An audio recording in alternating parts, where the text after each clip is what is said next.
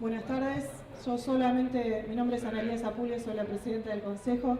Solamente quería agradecer infinitamente la presencia de María Luján, el trabajo también de Silvio, que nos ayudó mucho para poder trabajar hoy. No voy a decir nada porque solamente quisiera, en el rol institucional, pedirle a Sandra y a... ¿Dónde está por ahí? Y al Vasco que me ayuden a entregar solamente la declaración de interés deliberativo y municipal. En la última sesión el libro fue declarado por unanimidad de interés municipal y de interés deliberativo, así que queríamos solamente, en nombre, fue unánime, Sandra pertenece al bloque Gen, el Vasco es del bloque Cambiemos, así que simplemente queríamos en nombre de todos los concejales de Morón hacerte entrega de esa distinción.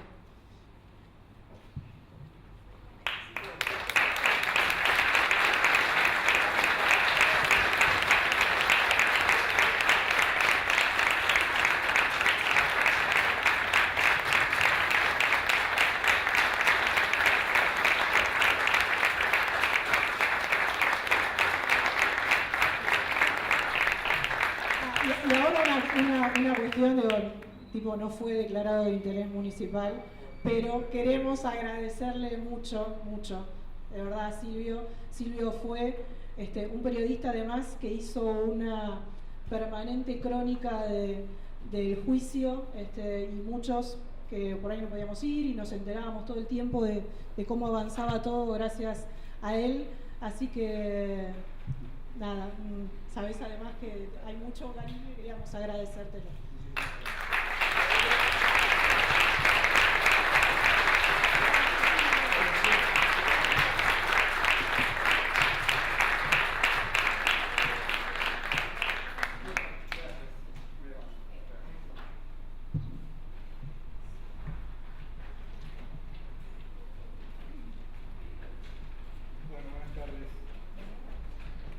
Buenas tardes. Ahora, sí, más cerquita.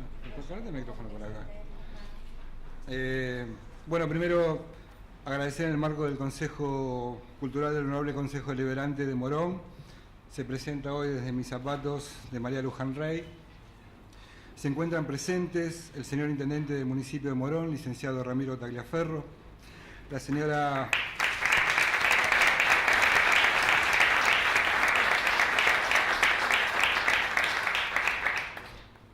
presidenta del Honorable Consejo Deliberante de Morón, licenciada Analía Zapulla.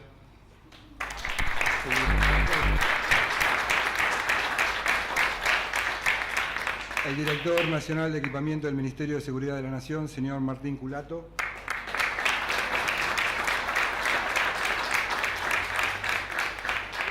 El jefe de gabinete de la Secretaría de Derechos Humanos de la provincia de Buenos Aires, señor Francisco Monen Ruiz.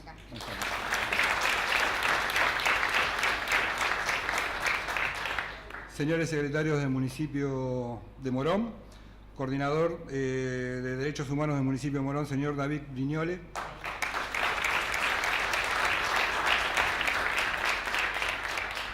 Señores concejales, presidente del Consejo Escolar de Morón, señora Marita Traverso.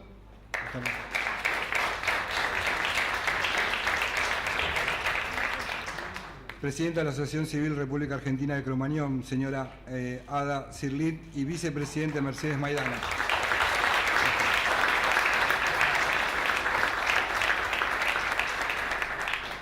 Familiares y vecinos, bueno, ustedes, gracias por venir. Bueno, es raro estar de este lado, siempre estoy del otro lado, por mi función. Mi nombre es Silvio Bota, soy periodista, y vamos a dar comienzo a esta presentación del libro de María Luján. Antes que nada, quería muy brevemente contarles cómo conocí yo a los familiares, cómo me acerqué a ellos. Durante los actos de los familiares de todos los 22, los he visto a ellos entregando folletos, cintitas, velas, rosas, sacando fotos para lo que fue la campaña de las 500.000 caras por justicia. En fin, un activismo intenso de estas personas que por lo general se encontraban en el hall de 11 y que con mucho respeto, sin incomodar a la gente, sin tocarlos, diciendo gracias, pidiendo perdón, sin obstruir el paso, en este caso de los pasajeros, hablaban con ellos y entregaban esta folletería o estas cosas, y eso me parecía de una estimación primordial de acción, de trabajo, de lo que estaban pidiendo, de lo que estaban reclamando, justicia. Bueno, y en contraposición de todo eso, de quedarse quieto y dejar que la justicia avance, y mucha gente quizás no meterse. Bueno, no es el caso de los familiares y víctimas de la tragedia de Once. Ellos han hecho un trabajo espectacular, todos ustedes lo conocen, lo que fue la lucha de ellos. Viajé con ellos, viajé con Héctor en colectivo, he viajado en tren con Normita, he empujado autos, y en fin, y todo esto a medida de que los iba conociendo. A veces fue un poco tenso, entendía todo el dolor que pasaba, pero había un periodista enfrente, y a veces con los periodistas pasa eso, de tener una distancia. Pero bueno, creo que con el tiempo nos fuimos conociendo, fuimos charlando, me contaron cómo estaban integradas sus familias, me contaron cómo era la vida de ellos antes de la tragedia, y eso para mí fue muy importante. Siempre cuando los veía a los familiares me preguntaba cómo se arma uno, cómo se rearma uno después de lo que pasaron ellos con esto de tener la tragedia de la pérdida de un familiar. Bueno, lo mismo lo viví en lo que fue la cobertura que hice en el juicio de 11-1. Y creo que fue ahí donde los vi realmente fuera de cámaras, fuera de estar sin medios, donde realmente se quebraban, donde realmente estaban ellos juntos en un espacio separado por un vidrio, donde del otro lado estaban los condenados y de este lado estaban ellos. Era en la sala AMIA de Comodoro Pi. Vi bronca, vi llorarlos, hemos pasado largas noches, o largos días, o largas horas, estando en ese lugar. Hemos pasado cortos momentos también, porque había audiencias que duraban 10 minutos y nos íbamos. Y quizás muchos de ellos que venían viajando de 2 horas, llegar y que el juez o alguien, el secretario, diga, bueno, no sé, no vino hoy, que tenía que declarar, y volverse a la casa. Bueno, toda esta introducción lo hago porque entiendo también que es muy importante que se han encontrado frente a algo que muchos de nosotros no quisieran encontrarse, y es pelear contra un Estado o tener enfrente de enemigo a un gobierno. No voy a ser político todo esto porque no tiene nada que ver, pero ellos lo vivieron, ellos lo saben muchísimo mejor que yo. Lo peor que puede pasar es tener enfrente el enemigo, ser el Estado, con todas las herramientas que tiene el Estado. Imagínense ustedes por un minuto estar parado frente a un Estado. Y esto me lleva a pensar, cuando leí el libro de María Luján, que estaba esto que estoy diciendo, pero por otro lado había una parte muy importante que es la esperanza de esta gente que nunca claudicó en la lucha, que siempre estuvieron juntos, que hoy mismo a la mañana los vi, era un puñado de personas alentándose. Recién le comentaba a María Luján, le digo, parecía un equipo de fútbol cuando salen a la cancha, veo que están en el túnel, todos juntitos, diciendo, bueno, vamos para adelante, y ellas hoy decían, bueno, falta esto, falta lo otro, más allá de todo, de cómo sigue la lucha judicial todavía, porque es largo. Esto todavía es largo, quizás estén en mitad de camino, no sé, eso ahora se lo vamos a preguntar. Pero creo que, ya para ir cerrando esta introducción, agradezco que me abrieron los brazos, agradezco las veces que los molesté por pedirles notas, he llamado por teléfono a casi todos, he hablado con todos, entendí que la tragedia nos atravesó a todos el corredor del oeste, Morón, hubo 5 muertos. Y entendí que cuando llegaron a juicio y vi las caras, más allá de cómo estaban y qué sé yo, entendí que tenía que describir lo que estaba viendo en estas 122 audiencias, 22 meses. Y que muchos no podían ir a Comodoro Pi, y me pareció que era el momento de decirle a los otros, bueno, está pasando esto en el juicio. A veces los medios de comunicación, los medios nacionales, van en puntos muy importantes en cualquier juicio que ustedes vean. Cuando se lee la condena, cuando hay alguna persona importante, y después, cuando, no sé, cuando será el fallo del juez, y tenemos 3, 4 notas. Entendí de que era importante contar todos los días lo que estaba pasando, que era muy importante. Aprendimos con los familiares y María Luján lo que era una válvula S16, compresores, freno de mano,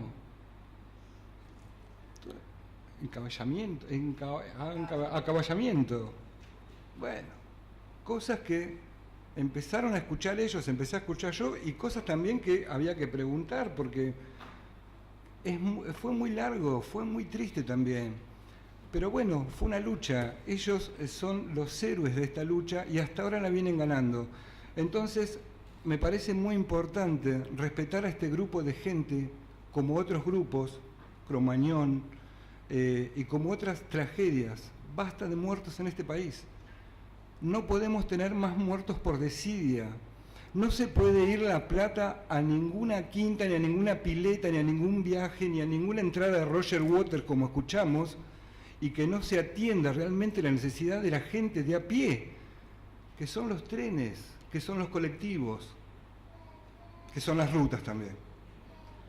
Entonces, para empezar, y agradecer por supuesto a ustedes y a María Luján, preguntarle esto: ¿crees que esto es así realmente?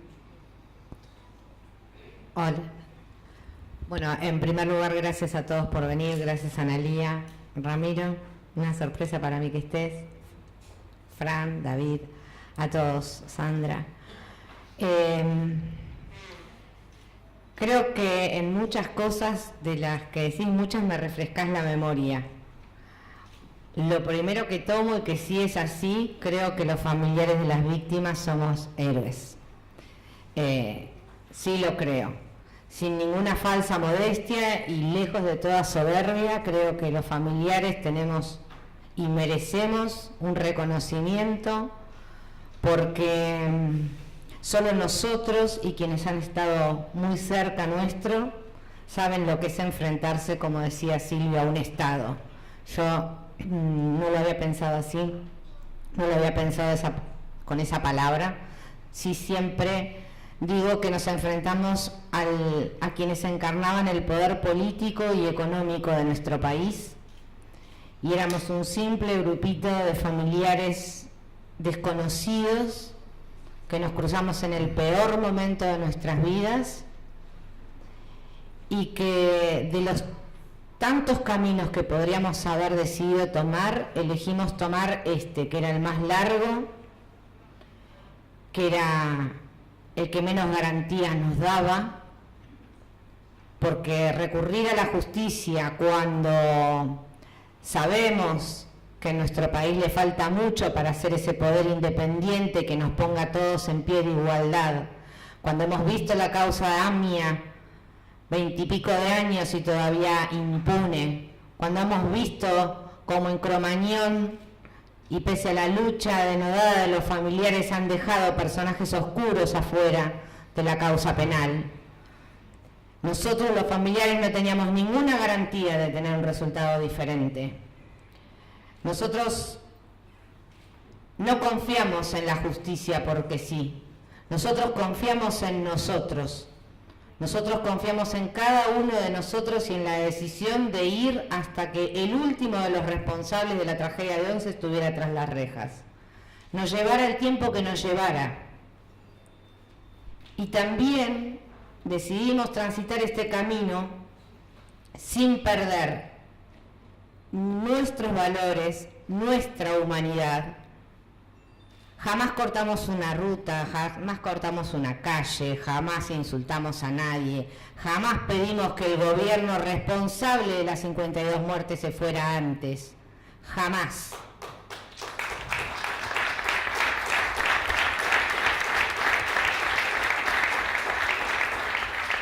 No se puede pedir, reclamar a la justicia que actúe como debe si uno no actúa como se debe. En lo que decía Silvio recordaba lo que era enfrentarse a ese Estado. Y eran amenazas, y eran intentos de silenciarnos, era intentos de comprarnos, era meter miedo, era llamarnos golpistas, llamarnos desestabilizadores. A mí me pagaba Macri, Mañeto, no sé, todos los que nos pagaban. Yo he visto llorar a familiares de las víctimas de la tragedia de Once cuando, por el solo hecho de estar sacando fotos para la campaña de Caras por Justicia, pasaba alguien y decían, y si a mí me pagaran 10.000 pesos, yo también sacaba fotitos. Esas cosas dolían. Como dolía también saber que mucho argentino de bien, mucho laburante, usuario del Sarmiento,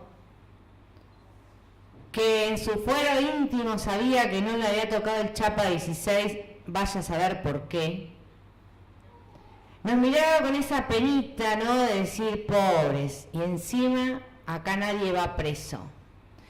Y ese dejo de resignación que veíamos en el resto de la ciudadanía también dolía. Nos hacían creer que nosotros estábamos locos, que íbamos por algo que nada, que nosotros solo se nos ocurría que se iba a poder.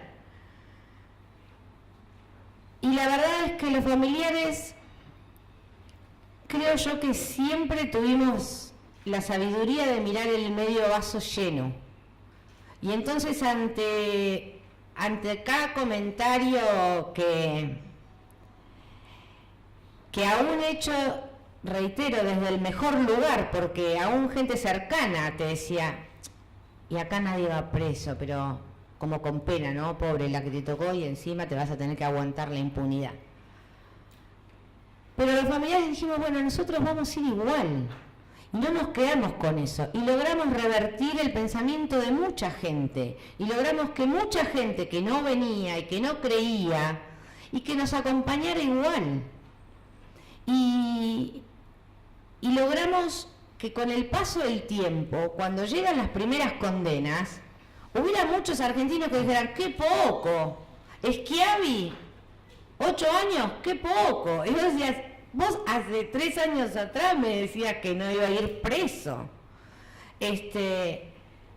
La verdad es que cuanto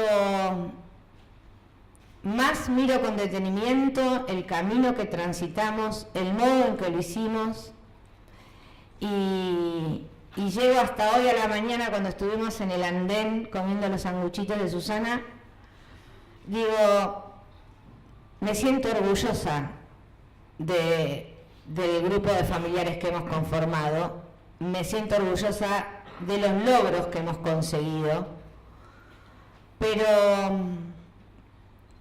fundamentalmente de la manera en que lo hemos conseguido, y sé que muchas veces podríamos haber dicho, bueno, hasta acá llegamos.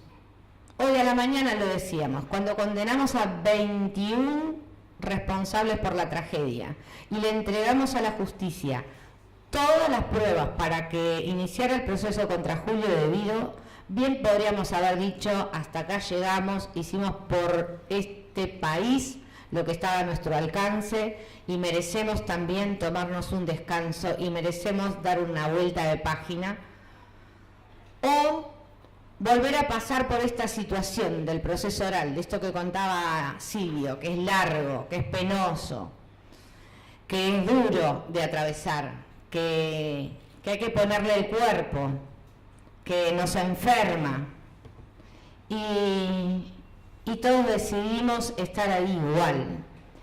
Y el juicio contra Julio de Guido tuvo la misma querella que tuvieron los otros, y estuvimos todos los familiares ahí.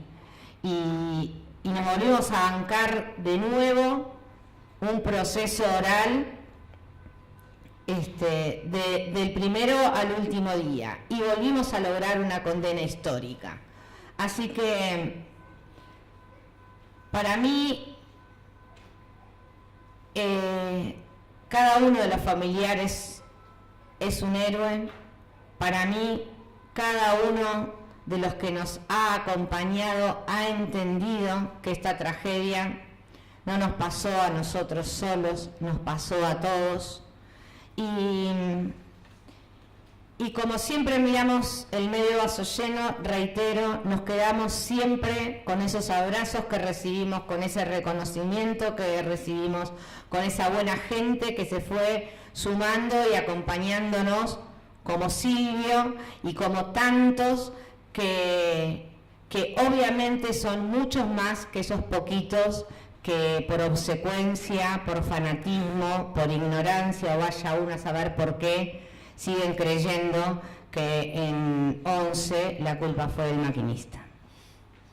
Bueno, yo preparé unas preguntas, pero estaría bueno que ustedes también pregunten, porque digo, hay cosas que quizás a uno se les pasa. Y nada, quería preguntarte si crees que hubo algún cambio después de la tragedia de 11. Te hablo a nivel de sociedad y te hablo a nivel de transporte. Sí, hubo cambios. Creo que el principal que notamos fue ese, ¿no? El que hoy la gente piense que 5 años es poco, 8 años es poco. Comparto que es poco, pero es lo que permite la ley. Y me encantaría, claro, que a todos los que no les gusta cuando se condena a 5 años y 8 meses en un delito que tiene una pena máxima de 6, si les parece poco, peleemos para que los legisladores trabajen en el código, lo reformen y tengamos penas más altas. No podemos pretender una pena perpetua para un delito que tiene establecida una pena de 6 años. Pero bueno, hay cosas para hacer. Lo que pasa es que no solamente alcanza con quejarse. Y si uno se va a quejar, tiene que quejarse donde debe quejarse. Se me vienen a quejar a mí que lo condenan a 5 años y 8 meses, ¿por qué no van al Congreso y le dicen a los legisladores que laburen? Hay mucho. ¿Se cambió? Sí, se cambió. Hoy la gente espera, me parece buenísimo, levantamos un poco la vara. Me parece que se cambió también a nivel ciudadanía esto de instalar o de tomar mayor conciencia, aunque todavía nos falta, el tema de que la corrupción mata. Digo, en Cromañón la corrupción mató. Y tardaron años y la corrupción nos mató en el tren. Pero entonces tanto no aprendimos. Y tardamos años, no tantos, un año después, mató en La Plata. Y ahí también mató la corrupción. Por más de que Scioli diga que fue la lluvia. Entonces me parece que seguimos aprendiendo enterrando muertos. Creo sí que como sociedad vamos de a poquito desperezándonos y tomando cierta conciencia de que la corrupción mata. Nos falta todavía entender que nos atraviesa transversalmente como sociedad y que no es que la corrupción está en el tren, está en el boliche, nos atraviesa y es parte también de la responsabilidad como ciudadanos que tenemos en repudiarla, pero enérgicamente. Y si sabemos, porque también es cierto, no hablamos así como de la corrupción son corruptos y los corruptos tienen nombre y apellido. Y cuando aparecen en la boleta, cuando uno va a votar, están con nombre y apellido. Y uno los conoce porque es del barrio, uno lo conoce porque tienen historia, porque ya los vio. Algunos se lo conocen porque fueron condenados en causas, procesados, porque salieron en los diarios.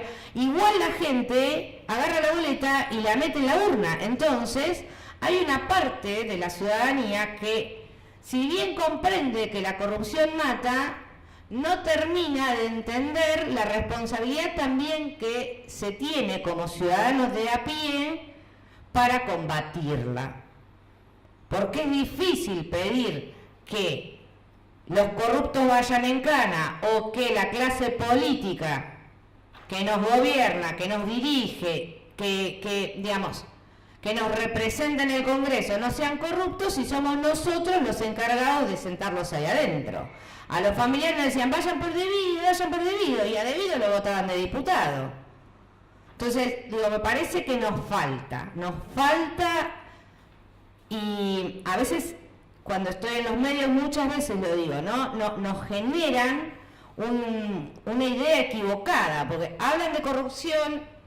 Uno piense en estos últimos tiempos, en cada pantalla de televisión, cuando se habla de la corrupción, los bolsos de López, nos muestran bolsos llenos de dólares, la casa de no sé quién, una mansión espectacular, el yate. Bueno, ¿a quién no le gustaría tener todo eso? Entonces pareciera que la corrupción no es tan fea. Ahora, ¿por qué cuando hablamos de corrupción no mostramos el Chapa 16 con 52 muertos? No me mostré los bolsos de López. Mostrame la otra cara. Y sí, si no todos queremos tener los bolsos llenos de dólares. El tema es cuánto nos cuestan.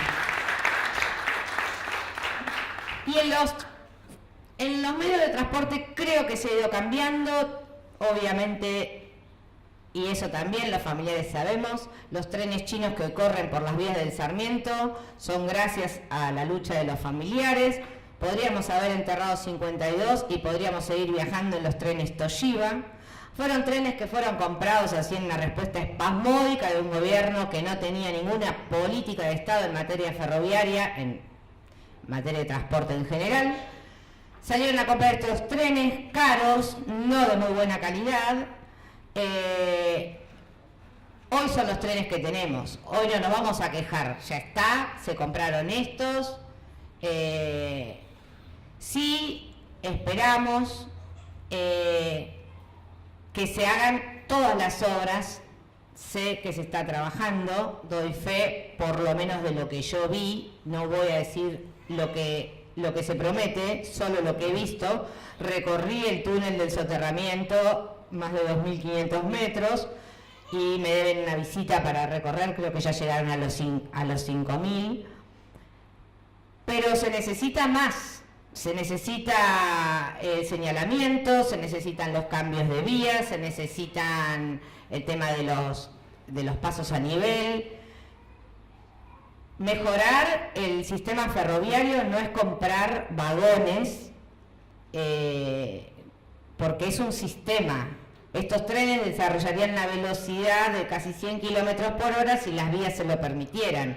Hoy tardamos más con estos trenes que lo que tardábamos con los viejos Toshiba, pero no es por el tren, es por el señalamiento, es por la alimentación eléctrica, es por los pasos a nivel. Hay un montón de cuestiones que requieren de una verdadera política de Estado, porque esto lleva tiempo. Los frenos ATS que hubieran evitado la tragedia de Once, la de Flores, la de 11-2, la de Castelar, posterior a la nuestra, esos frenos, esos dispositivos están recién llegando, fueron comprados a Japón, están recién llegando, se van a ir poniendo en todas las líneas, pero hoy no están puestos y se va a tardar y lo van a terminar de poner, no sé, para el 2020 estarán.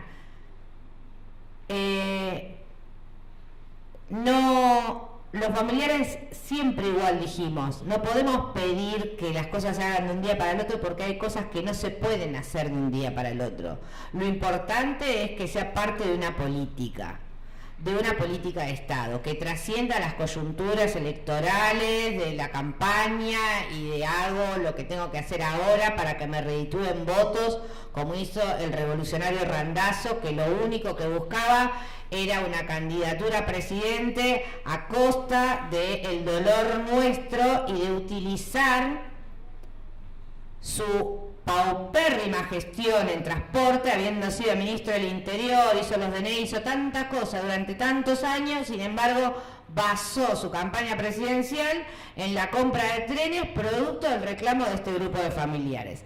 Cosa que en ese momento repudiamos y yo personalmente seguiré repudiando la manera que tiene de hacer política Florencio Randazzo toda mi vida. Me parece que no es así como se hace y me parece que no es para eso que está la política. La política tiene que trabajar por el bien común y no para el bien de uno o dos personajes.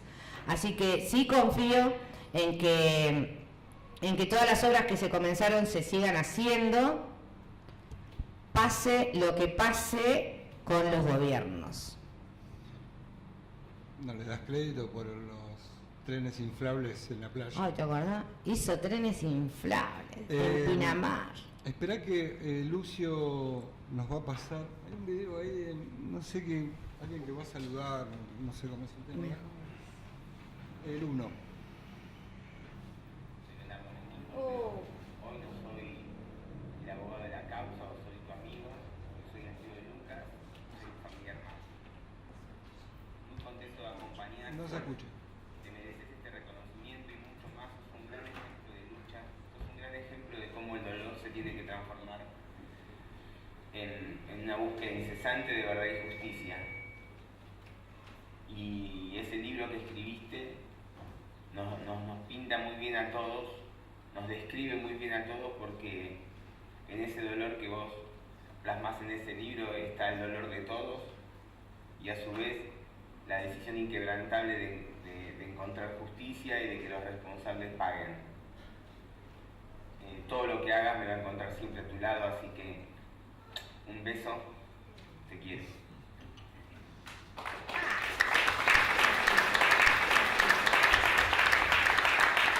Mi ex cuñado, el doctor Toto Menghini. Leonardo Menghini es el abogado de la querella número 3 de familiares que representó en el juicio de 11-1. Hablando de abogados, voy a hacer una pregunta muy difícil. ¿Cómo era tu vida antes de la tragedia? No, peor que eso. Porque esa ya me la sé. ¿Cómo se hace para trabajar con un ex cuñado y un ex marido? Con el ex cuñado me llevo bárbaro. ¿Y con el ex marido? Me llevo Bárbaro. bárbaro. Mirá, la verdad es que lo pueden haber visto, yo no voy a decir nada que ustedes no puedan comprobar, porque de hecho todavía algunos me dicen, mandale saludo a tu marido. Ex, señora, ex. ¿Ustedes se separaron después de la tragedia? Porque a veces pasa, te dicen, no, estábamos separados, no sé, 10 años antes. Pero cuando se los ve juntos, eso es la de todo. Bueno, la realidad es que estábamos separados hace mucho tiempo, pero siempre fuimos los papás de Lucas y de Lara. Y las diferencias con Paolo, no alteraron nunca esa decisión de ser los papás, los mejores papás para Lucas y para Lara. Así que nada, no hay como un antes y un después de la tragedia de cómo me llevaba con Paolo. Obviamente el camino de la lucha y todo nos encontraba más seguido, porque bueno, los chicos ya eran grandes, entonces uno no tiene tanto contacto con su ex, y acá hubo que volver a encontrarse más seguido, más allá de las cuestiones de la causa, por la organización de las actividades y por todo, y se dio como una complementariedad entre Paolo y la personalidad de Paolo y la mía, que bueno, eso tendrán que preguntarle al grupo de los familiares. Yo soy re tranquila y Paolo vieron cómo es, un polvorita, los reta, o es así o es al revés. Más, yo sé que algo así pasaba. No, Paolo es más tranquilo, es más conciliador, es más paciente. Yo no. Pero bueno, Paolo también a veces es más miedoso para alargarse a las cosas, yo no. Entonces, por ejemplo, con la campaña de Caras por Justicia, sí, que cuando se me ocurrió estábamos con Leo y con Paolo. Y si era por Paolo íbamos por 25 Caras por Justicia. Él va a lo seguro, ¿viste? Y lleva, vamos por 1 millón. No, estás loco, 1 millón. ¿Quién las va a imprimir? No me importa, decía yo, vamos por 1 millón. Y Leo hacía cuentas. Me decía, escúchame, si imprimimos 1 millón de fotos, aunque sea foto carné, y me sacaba los metros cuadrados que íbamos a necesitar, claro, y empapelábamos, no sé eso. Bueno, entonces así me bajaban a la realidad y me convencieron con 500.000, salimos con 500.000.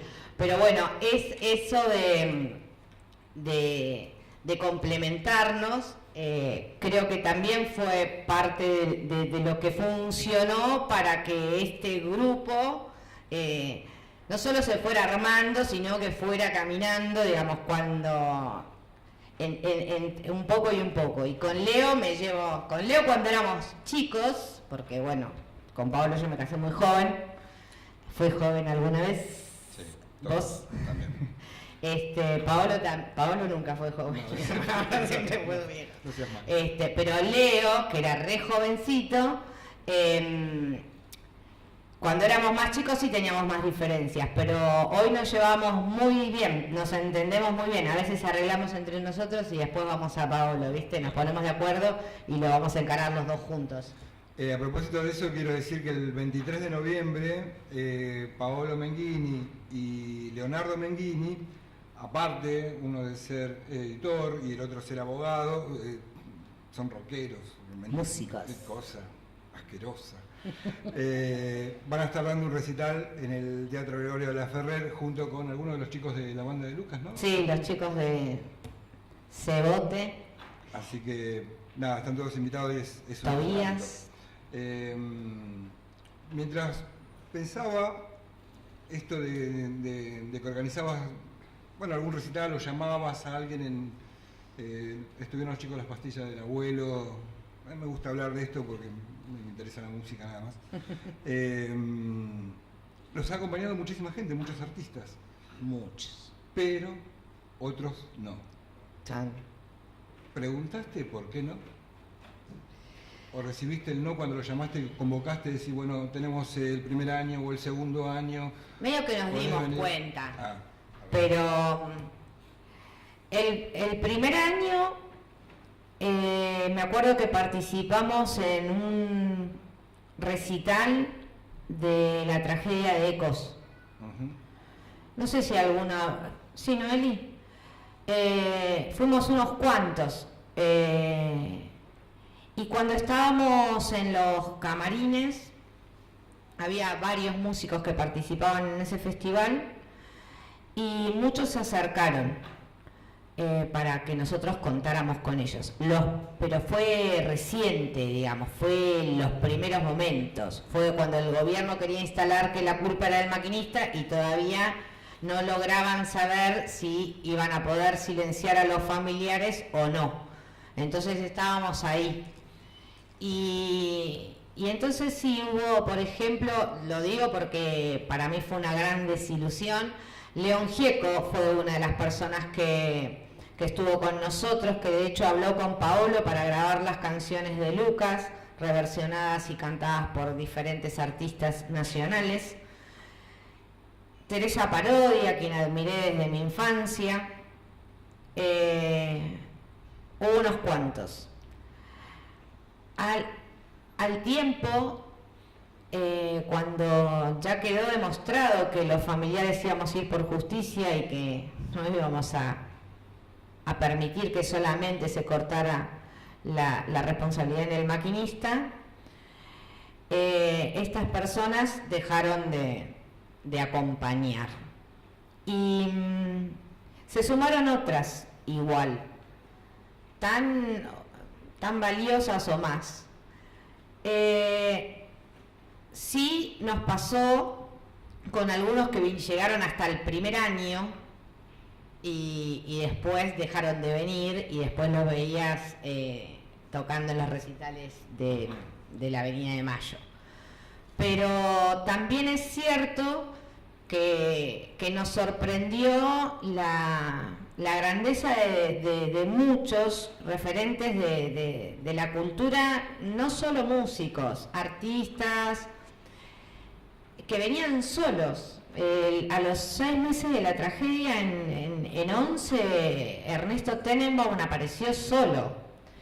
Mirta Busnelli me llamaba por teléfono, de ella me acuerdo que me cae sí, creo que era un mensajito, en ese momento no había WhatsApp, un mensajito, y me dice, soy Mirta Busnelli, quiero hablar con vos. Y yo dije, me están jodiendo, porque no me va a llamar Mirta Busnelli a mí. Y entonces no le contestaba, me vuelve a escribir y le pregunta así medio como, hola, soy María Luján, y digo, capaz que está confundida. Claro. Y no, sí, ella me llamaba para preguntarme a ver cuál era el acompañamiento que nos estaban dando, cómo estábamos los familiares, bueno, que no podía creer cuando yo decía la verdad que nada, ninguno. Y así hubo un montón. Los chicos de Aero, que me acuerdo, que para el primer año, para el acto en la Plaza de Mayo, era difícil, también era difícil pensar el artista. Teníamos que pensar un artista que, si bien convocara a la gente a la plaza, nosotros teníamos muy claro que preferíamos ser 2 y no 2 millones que vinieron a ver al artista. O, por eso, digamos, nosotros nos mantuvimos siempre muy firmes con el tema de la bandería política o sindical, y teníamos los tironeos, por ejemplo, con los ferroviarios, que venían si traían la bandera, que si no traían la bandera no venían. Con los ferroviarios pudimos arreglar, entendieron, respetaron siempre nuestra consigna, pero los partidos de izquierda, que no acostumbran a movilizar si no van con sus trapos, decidieron no venir. Bueno, no vengan. Obviamente llenamos 3 plazas de Mayo sin ninguna estructura, sin ningún movimiento partidario atrás, y la llenamos. ¿Podríamos haberla llenado mucho más? Sí, podríamos haberlo hecho si hubiéramos permitido que ellos pusieran las consignas y vinieran con sus banderas. No lo hicimos. Pero cuando los pibes de Airbag nos dicen de venir, nosotros decíamos, se nos va a llenar la plaza de chicas. ¿Entendés? Todas niñitas gritando por los muchachos de Airbag. Entonces decíamos, ¿qué hacemos? ¿Qué hacemos? Y también decíamos, pero qué loco que estos pibes, que son jovencitos, tengan ese compromiso y ellos vengan a ofrecerse y vengan a decir, nosotros queremos, sabiendo que los familiares no teníamos una estructura, luces, micrófonos, teníamos lo que íbamos consiguiendo que nos podían prestar. Así que, así como eso, que finalmente vinieron, hubo un grupito ahí de fans, pero así como ellos, hubo un montón que se animaron, que acompañaron, que se sacaron la foto, y sí es cierto que se fue poniendo cada vez más difícil. Para el tercer año ya era complicado conseguir alguno que te diga que sí.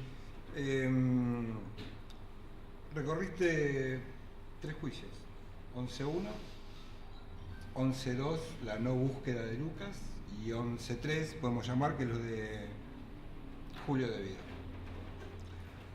¿Cuál crees vos que fue el fallo que más se acercó a la justicia? Y por ahora el de 11-1. Para que se acerque a la justicia en el de Vido lo tienen que condenar por el estrago. Él es responsable de las 52 muertes, no solamente de robarse la plata. Estamos convencidos, los familiares, que están las pruebas. Entendemos que en una instancia superior como en casación los jueces van a poder valorar. Déjame aclarar que está acusado de dos delitos, trago culposo y administración fraudulenta. Fue solamente en este último que conocimos la semana pasada por administración fraudulenta de 5 años y 8 meses. Por el otro quedó sobreseído. Es muy parecido, te voy a robar la respuesta, de lo que pasó con Jaime. Jaime en el 11-1 fue solamente acusado por administración fraudulenta, no fue acusado por estrago culposo, pero después los familiares siguieron yendo a la justicia, Leonardo Menghini en este caso, y se revirtió eso y bueno, fue acusado por estrago culposo. Perdón. Bueno, creo que el de debido va a ser más justo cuando esté condenado por los 2 delitos. Y en el caso del juicio por la no búsqueda de Lucas, nada, es una total injusticia, es una vergüenza, estoy muy enojada. Tenemos ahora la posibilidad de apelar ya presentamos la apelación al sobreseimiento a los 3 comisarios que dejaron el cuerpo de Lucas arriba del tren y tenemos una audiencia en casación el próximo 31 de octubre, esperamos poder revertir también ese sobreseimiento. El delito es un delito menor. El delito es del incumplimiento de deberes del funcionario público y ahí les tiro otra para que vayan pensando. Incumplimiento de deberes del funcionario público, pena 6 meses o una multita que creo que son 700 pesos, una cosa así. Así que ¿a qué funcionario le conviene hacer el laburo y no decir, bueno, no lo hago como quiero, lo hago mal, total pago 700 pesos, menos que el abono del celular? Entonces, la realidad es que más allá de la pena, que es tan insignificante, nos parecía que era importante que sí se condenara a quienes decidieron cerrar la búsqueda en el tren, dejando el cuerpo de Lucas en el cuarto vagón. Porque no eran bomberos voluntarios de esos que vimos rescatando gente. Estos eran comisarios, inspectores, es decir, ya están terminando su carrera en la Policía Federal, se van a retirar muy bien, se supone que tienen una vida preparados para el laburo que tenían que hacer y lo hicieron mal. Y esto es sentido común. Lucas apareció arriba del tren, entonces estaba arriba del tren, entonces cuando decidieron cerrar el operativo de búsqueda no lo vieron, no lo encontraron, no lo buscaron, lo que quieran, pero hicieron mal su trabajo. Decidieron cerrar un operativo de búsqueda pasado el mediodía, cuando retiraron todos los cuerpos, cuando se retiró el periodismo, cuando se retiró el público en general, cuando se fueron todos, solo quedaban la Policía Federal y el tren. Y ahí tenían la posibilidad de revisarlo por donde se les ocurriera, el tiempo que se les ocurriera. Ellos decidieron cuándo habían terminado, porque tenían que avisarle al doctor Bonadío para que ponga ese tren en custodia. Ellos lo hicieron cerca de las 5 de la tarde. No volvieron a revisar ese tren hasta el día viernes que nosotros le decimos, Lucas subió acá. Fueron, se fijaron y ahí estaba. Para nosotros está más que probada su responsabilidad y tuvimos la mala suerte que nos tocó un fiscal que, lejos de representar como debiera hacerlo el Ministerio Público, los intereses de la ciudadanía, vaya a saber uno qué intereses, porque desconcierta el fiscal Federico Delgado, uno no sabe si va para el Bailando por un Sueño o si tiene aspiraciones que uno desconoce. Sé que le gusta la literatura, porque bueno, escribe libros, por ejemplo, que se llama Injusticia, y hace una crítica del Poder Judicial como si él fuera carnicero, pero resulta que el tipo es fiscal federal. Y en el libro no está el capítulo de autocrítica en ningún lado. Pero bueno, tiene un buen feeling con los medios, vaya a saber uno por qué. No es la mujer, es la novia. Pero tiene varias causas por las cuales está siendo investigado en su trabajo, en el desarrollo de su trabajo, Y cuando pasa eso, el fiscal Delgado sale por los canales a decir que es un perseguido, que le arman causa, la gran debido. Tiene un discurso bastante parecido a los funcionarios de la gestión de gobierno anterior, ¿no? Que en vez de dar explicaciones ante la justicia, se ponen en el lugar de víctimas y de perseguidos políticos. Ayer, sin ir más lejos, Delgado estaba en un programa de televisión hablando de que los premios y castigos tienen que llegar a los jueces y fiscales, pero cuando a él le ordenan investigar, sale a llorar y decir que le están armando la causa, que así no se puede investigar. Bueno, Delgado hizo una elevación a juicio de la causa de mi hijo, un requerimiento que yo lo publiqué en las redes sociales, un requerimiento de elevación diciendo que sobraban las pruebas para demostrar la responsabilidad de estos 3 comisarios. Que Lucas era posible de ver por cualquiera a simple vista y que más el ojo experto de un rescatista o de un federal entrenado para esto. Bueno, todo su requerimiento de elevación da por sentado que estaba convencido de la responsabilidad de estos 3 sujetos. Llegó el juicio oral 5 años después de la tragedia, increíble. Nos toca la doctora Servini de Cubría, que creo que si estuvo despierta en alguna de las audiencias, no me di cuenta cuándo fue, no la enganché justo despierta, se la pasó durmiendo. Y 5 audiencias. 5 audiencias, de 1 horita, 2 horitas. Pero bueno, era justo la hora de la siesta, me parece, porque bueno. El doctor Delgado no bajaba ni con una lapicera, ni un papel, nada. Sí con 2 secretarios, que tampoco traían papel, lapicera, nada. Se ve que los traía para conversar porque si no se aburría. No hizo una sola pregunta a ninguno de los testigos que llevaron. Algunos que propusimos nosotros, otros que propuso la defensa y otros, no, él no propuso ninguno. No hizo ninguna pregunta. El último día, la doctora Servini dice, bueno, en 1 horita leemos la sentencia. El doctor Delgado subió, los familiares nos quedamos esperando, y cuando llegó el momento de la sentencia, el doctor Delgado no bajó, no estuvo presente en el momento de la lectura. Ni él, ni siquiera mandó a los secretarios.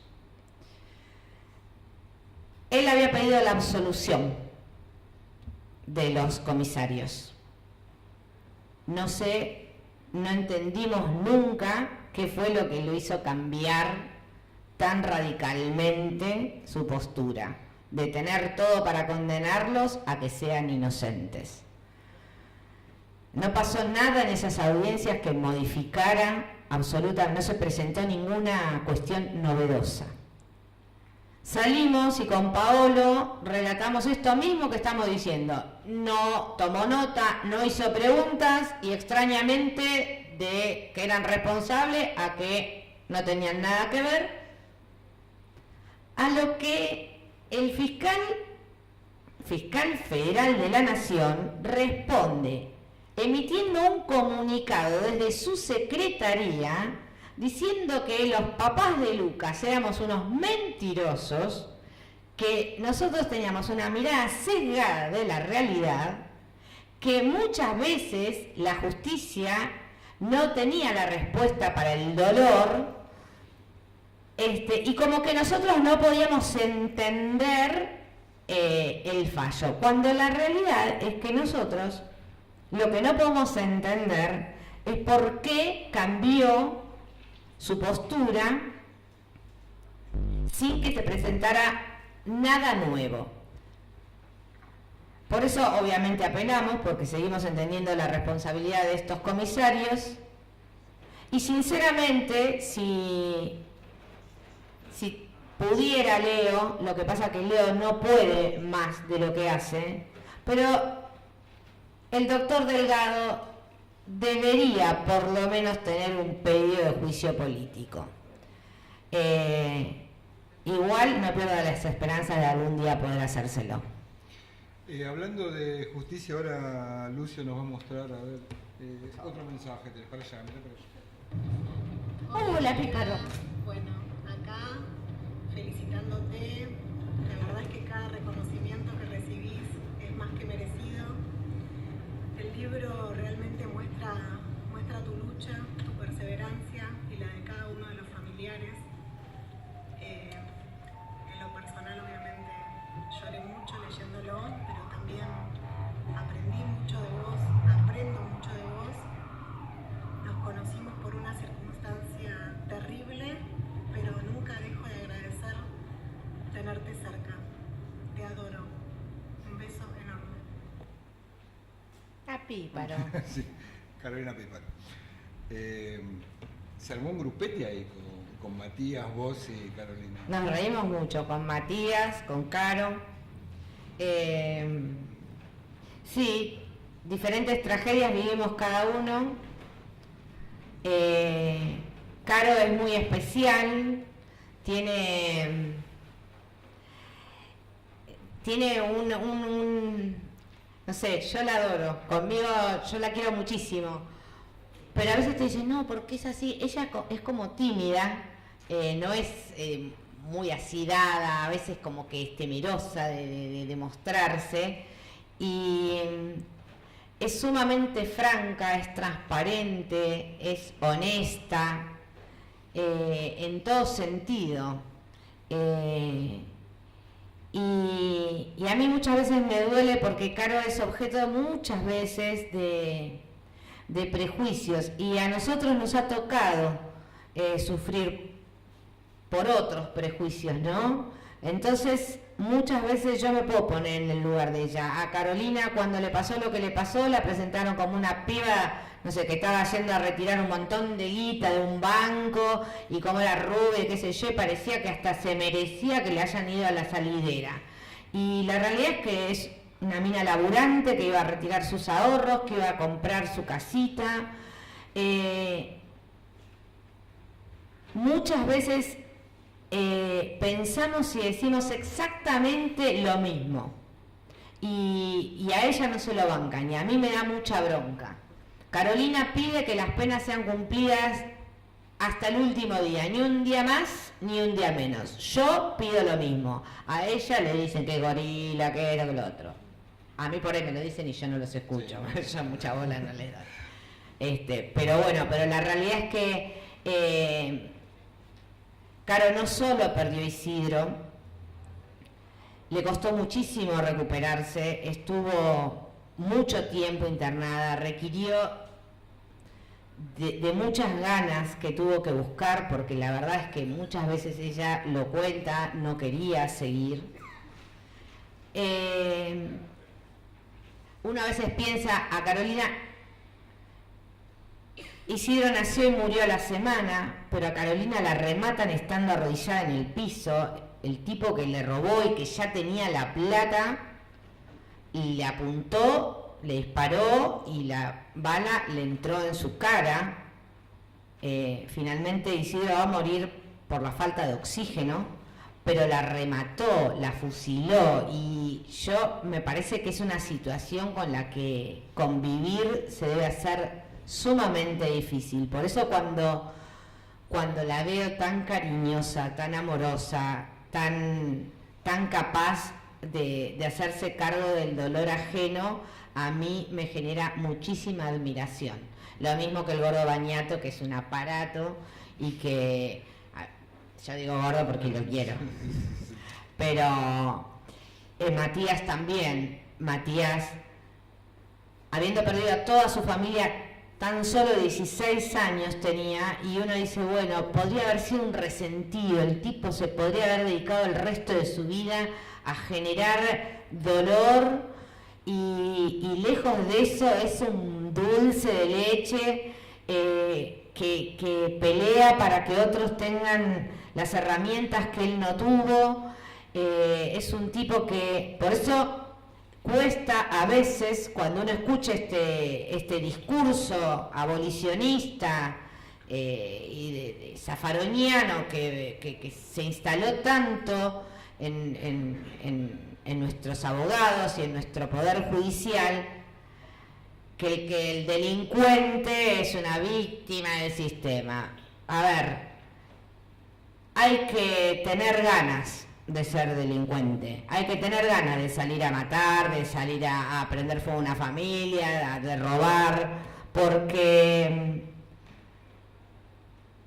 si Matías, con lo que vivió, jamás se le cruzó generar ningún dolor a otros, Caro, y así, nada, Vivian Perrone, no sé, a tantos que conozco. Digo, bueno, entonces es una cuestión de valores y de decisión. Son personas con las que aprendo, con las que me nutro y con las que nos reímos muchísimo, porque la verdad es que pese a que todos de una u otra manera somos víctimas, seguimos celebrando la vida y seguimos entendiendo que todos los días hay que disfrutar estar vivo. Yo tengo un montón de preguntas, no sé si alguien quiere preguntar. No, sigo. Sí. Muy bien. Mi pregunta es si a raíz de lo que le pasó a Lucas, porque todos de alguna manera vivimos muy de cerca. Mi sobrina en su momento viajaba todos los días, una a trabajar y otra a la facultad. Entonces, cuando automáticamente nos enteramos, enloquecidos como locos todos, justamente en ese horario estaba en ese tren. Entonces, fue muy fuerte para nosotros. Aparte, había la hija de un vecino que murió, que de Palomar, que el negocio, algunos lo conocen, Santa Úrsula. Entonces, de alguna manera, cuando empezaron a comentar vos lo de Lucas, pasaron unos días y Lucas no aparecía, recién cuando en el video, por la excepción de ustedes y la difusión de los medios, se ve a Lucas ingresando al tren y después de ahí no se lo ve más. Segunda cuestión, cuando a Lucas se lo victimiza diciendo que él estaba en un lugar que no correspondía.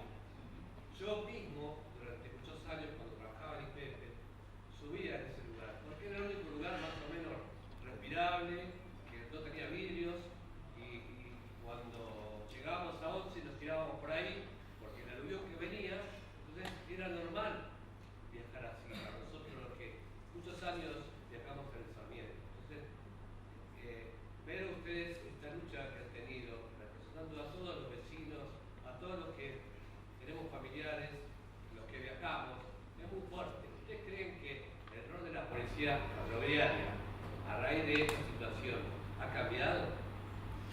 Mira, la policía que tiene que estar, obviamente las fuerzas que custodian y que cuidan en los trenes son fuerzas nacionales, por eso vemos gendarmería en los andenes.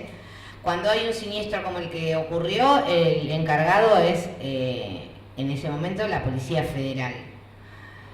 Yo creo que nos falta, creo que se tiene que seguir entrenando para catástrofes, para desapariciones. Estos últimos días, cuando vimos lo de Sheila, saber que desde un primer momento se utilizó la división canina, fue un gran alivio, porque si ustedes piensan, hace un par de años atrás tuvimos desaparecida una chiquita que tardamos 15 días en poner los perros a buscarla, y cuando largamos los perros apareció a 10 cuadras de su casa. Entonces me parece que en algunas cosas vamos aprendiendo. Me parece que igual nos falta saber que Sheila estuvo en esa casa o que fue descartada a tan pocos metros. Me dice a mí que hay algo que no se hizo como se debería hacer. Obviamente estará la justicia, obviamente las fuerzas reverán, supongo yo, como lo deben hacer después de cada operativo. Pero sí me parece que vamos mejorando. Se necesitan protocolos para estas situaciones. Hace muy poquitos, creo que un par de meses atrás, se presentó por primera vez el primer protocolo de siniestros viales que se elaboró en conjunto desde el Ministerio de Justicia, el Ministerio de Seguridad, donde trabajaron, y el Ministerio de Salud, donde trabajaron todas las, digamos, todos pensando en un siniestro vial y en todos los actores sociales que intervienen. Hubo ya un simulacro, cosa que no sé si antes se hacía, pero me pareció sumamente interesante. Se hizo el primero y ahora en poco tiempo se hará un segundo simulacro para ver cómo se coordinan los esfuerzos entre las fuerzas de seguridad, entre los bomberos, entre salud. Digo, me parece que se está trabajando, que se necesitan protocolos todavía para otras situaciones como es las desapariciones de chicas, de personas en general, y para búsquedas en casos de siniestros o catástrofes. Pero sí sé que hay un compromiso que se está haciendo. Bueno, tenemos 2 videos más. Dale, entonces. Uno, y después cerramos con... Buenas tardes, soy Juan José Campanella y quería estar presente en esta oportunidad. Amo el libro de María Luján, admiro y respeto, y también casi la amo a María Luján también. Aprendí muchísimo al lado tuyo, María Luján. Aprendí muchísimo al lado tuyo, de Paolo, de la mamá de Tati, de toda la gente que nos enseñaron durante años cómo es transformar el dolor en justicia. Hoy podemos decir que hemos sentido un poquitito ese sabor de la justicia, y como los tigres cuando prueban sangre, queremos más. Queremos cada vez más y queremos cada vez mejor justicia, y muchas gracias por tu esfuerzo. Es totalmente merecido lo que está pasando y me emociona como aquella primera vez que hablé en la estación de 11 cuando éramos pocos, y te veía trabajar como loca, activa, vital, y decía, no puede ser que esté sufriendo tanto. Y cuando me puse a hablar en mi preparadito discurso, te veo y veo que estabas deshecha en lágrimas, y entendí todo el dolor y no pude decir nunca más una palabra sin ponerme a llorar como un tonto. Bueno, hoy podemos decir que se hizo justicia.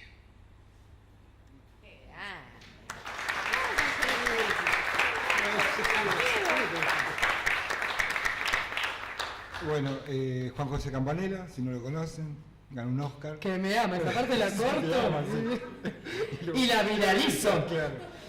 Escribió el prólogo. No, que debe conseguir novio, porque si encima digo eso no. Escribió el prólogo, una cara dura. ¿Cómo fue? A ver. Y le digo, en la editorial me habían dicho, bueno, si pensás en alguien, yo pensé en Campanella, y le digo, ¿cómo le digo? Entonces le mando, me parece que le mandé un mensaje directo por Twitter. Le digo, hola Juan, soy María Luján, yo quisiera hacerte una consultita, si vos me pasas un mail. Al toque me pasa el mail. Entonces le mando el mail. Le digo, hola Juan, mirá, sabés que yo escribí y ahora eso que escribí se va a hacer el libro y me proponen a alguien para que haga el prólogo, y yo te quería preguntar si vos te animás. Bueno, me dijo que sí, que obvio, que lo primero que quería hacer era leerlo. Que bueno, que para él era un honor, qué sé yo. Bueno. Y yo tenía la primera corrección que me habían mandado del editorial. Le digo, bueno, te mando lo que yo mandé al editorial. Y ahí me había agarrado un miedo, pero me hace el tipo lo lee y dice, esto no, viste, bueno. Y no, me pasó que un día me manda un mensaje. Vos me cargabas, me parece, después, porque me dice Campanella, acá, no sé, me quedé, por ejemplo, era algo así como, acabo de terminar tu libro a las 4 de la mañana y estoy llorando. Y cuando te conté me dijiste, estás llorando porque le hiciste quedar hasta las 4 de la mañana leyendo. Nada, y me escribe el prólogo, me lo manda. Y es lo mejor que tiene el libro. Es hermoso. Bueno, el video, no sé, no está el otro. No importa. Ay, bueno. Lo que sí, para ir cerrando, nuevamente agradecer a ustedes. Yo lo que quería preguntarte tiene que ver con respecto al libro. ¿Qué deja este libro? ¿Qué crees vos? Que más allá del prólogo de Campanella, que está muy bueno, ¿qué querés decir? ¿Qué querés dejar? Y le vamos a sumar una pregunta más que tiene que ver con los familiares. Todos los 22 leen un documento. Y yo les hincho para que realmente se editen esos documentos, porque hay un montón de documentos donde plantea lo que está pasando con el juicio, pero al mismo tiempo dan una mirada coyuntural de lo que pasaba en ese momento. No son las cartas de San Martín y de Bolívar, está claro eso, pero están expresando para nuestra próxima generación, y tengo a mis hijas acá, de lo que pasaba en una Argentina. Bien o mal, estaba pasando esto y yo creo que fueron la mejor descripción. Va de nuevo, ¿qué deja el libro? Y sí. Lo vamos a hacer, lo vamos a hacer. Es un laburo, pero lo vamos a hacer. Mira, el libro, rapidito les digo, yo lo escribí para mí, no escribí para que fuera un libro, lo escribía porque me servía a mí hacerlo. Cuando me proponen editarlo, a raíz de una nota, una entrevista muy larga que tengo con una periodista y que le cuento, sí, yo lo que me hace bien es escribir. Ay, no me mostrás lo que escribí, ni loca, le dije yo. Pasó el tiempo, yo entablé una relación con esta mujer, así, una amistad, al menos por mensaje, por mail. Ella viaja mucho. Y en un momento me insiste y le digo, bueno, te lo mando. Y le mando lo que tenía escrito. Y un día me llega la respuesta y era una crítica a un libro. Ella todo me criticó, los tiempos verbales, la narración, que esto, que el otro, un texto largo que a mí me sorprendió porque me esperaba una respuesta más de compromiso, muy lindo, muy lindo.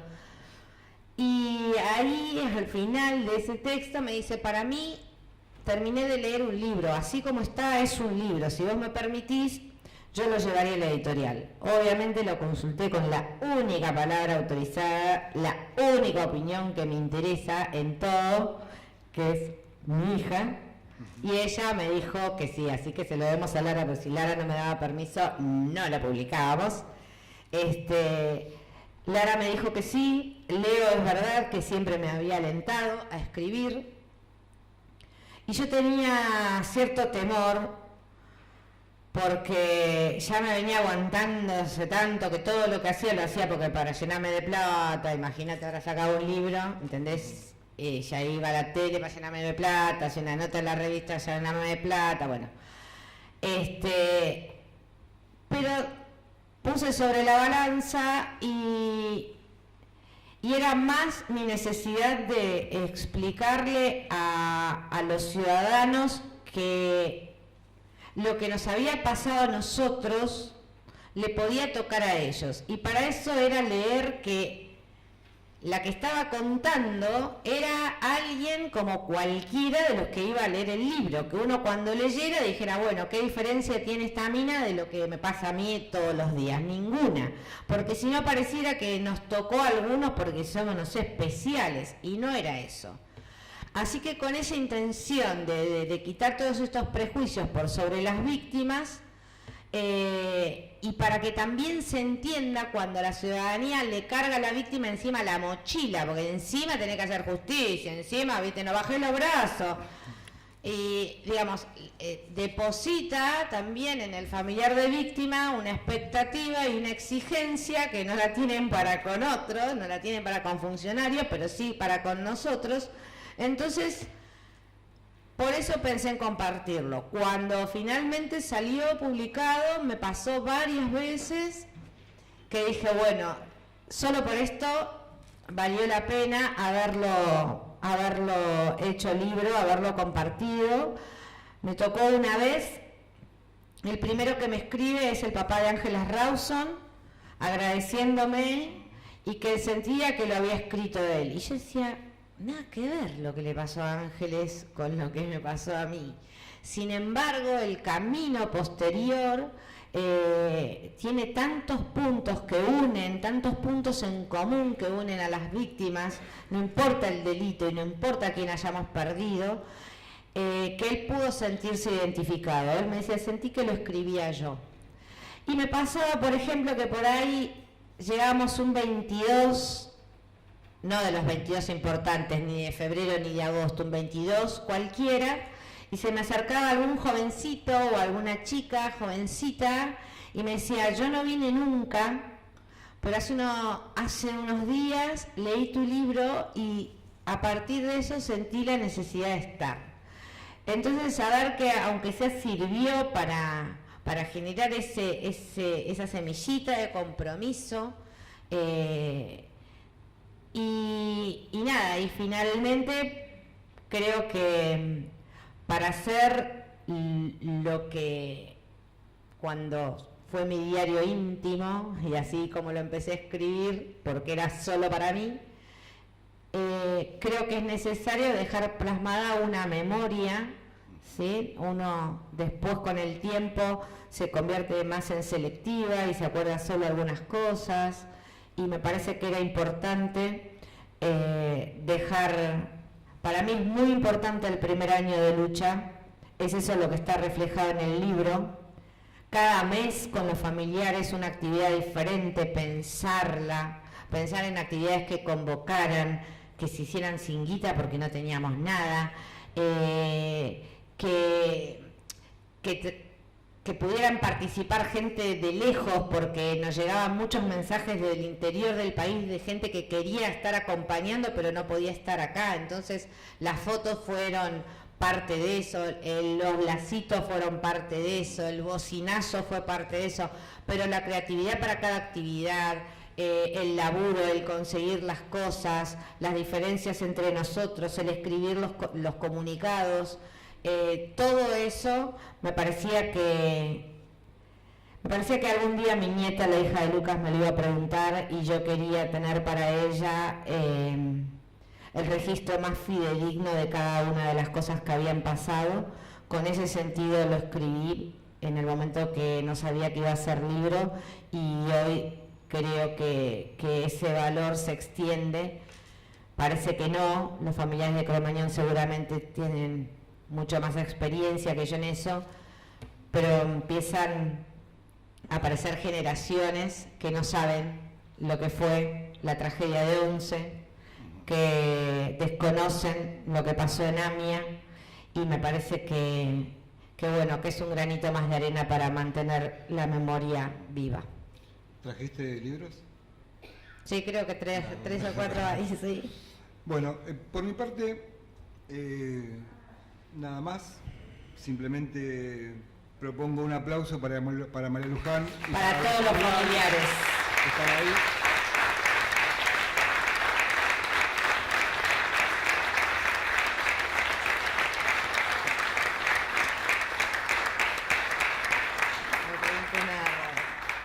Agradecer el embole de mis hijas, Laila, Lola y Eugenia. Gracias. Y bueno, muchas gracias. Cerra vos, por favor. Nada, agradecerles a cada uno de ustedes que se tomó un rato para venir a compartir hoy conmigo. Agradecerle nuevamente a Analía, a Ramiro, ¿te quedaste? ¿No te llamaron? A mi hija que vino con mi nietita tan chiquitita. A cada familiar, ya me da cosa a mí decirle a los familiares, porque re goma la tipa, ¿viste? Sí, pero bueno, pobres. La verdad es que yo siento, Elisa, tía de Carly, decía el otro día cuando estuvimos en la legislatura, el libro Desde mis zapatos fue el nombre que se me ocurrió cuando tuve que mandar el archivo de texto por cosas, que viste que el nombre del archivo original era todo el primer renglón del texto, y digo, no, queda re mal, entonces digo, ¿qué le pongo? Y me salió así, porque sentía que lo escribía desde mis zapatos, desde mi lugar, pero hoy siento que bien podría haber sido escrito por cualquiera de los familiares, y muchas veces creo que podría haber sido escrito por cualquier familiar de víctima. Así que, como dice Eli, mis zapatos no son un par, son 52 pares, y la verdad es que yo, cada uno de estos reconocimientos, siento la necesidad de compartirlo con todos los familiares, porque son los protagonistas de esta lucha, porque son con los que nos abrazamos, con los que lloramos, con los que tomamos mate, con los que nos peleamos, pero nada hubiéramos conseguido si este grupo no se hubiera conformado como una gran familia como lo que es hoy. Así que agradecerles que nuevamente me hayan acompañado, agradecer a todos ustedes por acompañarme hoy, por llevarme esto, me encanta, y nada, y pedir que lo único que espero, que creo que para eso sí los familiares laburamos mucho, es para que nadie nos diga que es posible y que no. Para que no creamos que por no tener un gran cargo,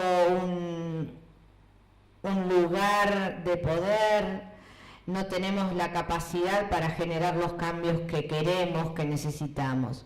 No alcanza solo con desear que las cosas sean diferentes. No alcanza solo con un posteo en Facebook o con un compartir o un me gusta. Hay que comprometerse. Y desde cualquier lugar uno puede generar ese compromiso y llevarlo a cabo. Hoy lo decía cuando empezamos, cuando vas a votar, cuando llegan las elecciones y no cometer el error de creer que la corrupción está solo en un espacio político, porque nos vamos a llevar desagradables sorpresas, nos atraviesan, y los corruptos no tienen un espacio político, están en cualquier lado y se acomodan donde puedan satisfacer su necesidad de codicia y de ambición, sin importar cuál es el precio que se paga. Entonces, para eso sí, nosotros tenemos el poder. Pero si creemos que no podemos y si nos acostumbramos a que la resignación nos gane y hasta donde llegamos es hasta la queja, bueno, con la queja no hacemos nada. Entonces, creo que hoy en esta charla hubo un montón de ideas de todo lo que falta para seguir peleando. Yo estoy convencida que voy a seguir peleando por un montón de cosas. Hemos logrado la ley de víctimas, de derechos para las víctimas, que me parece que es también un hito histórico. Por primera vez en nuestro país las víctimas tienen derechos que no tenían, tienen asistencia integral, jurídica, económica, de salud. Hemos logrado que se modificaran algunas leyes y trabajamos mucho para que se modifique el paradigma en la justicia sobre la mirada de la víctima. Pero falta que una cadena perpetua sea perpetua. Falta que matar a uno no sea igual que matar a 52. Faltan penas más altas para los funcionarios. Faltan que haya causas que no prescriban, falta la extinción de dominio, falta. Y eso es laburo de los legisladores. Y hay que exigírselo.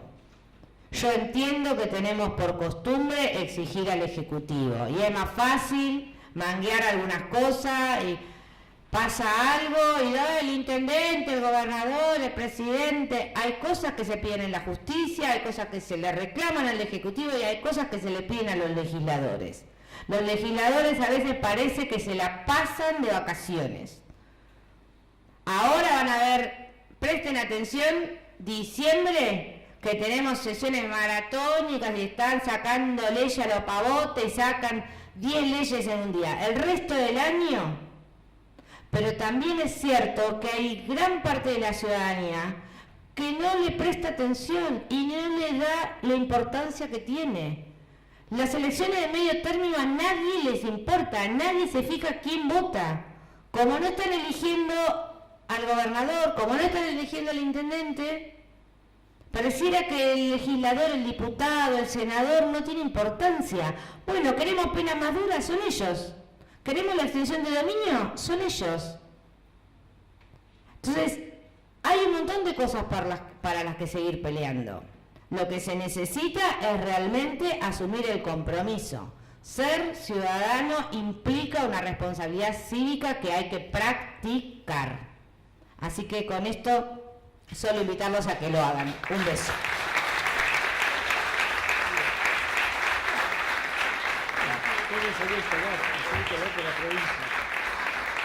Muchas gracias a todos.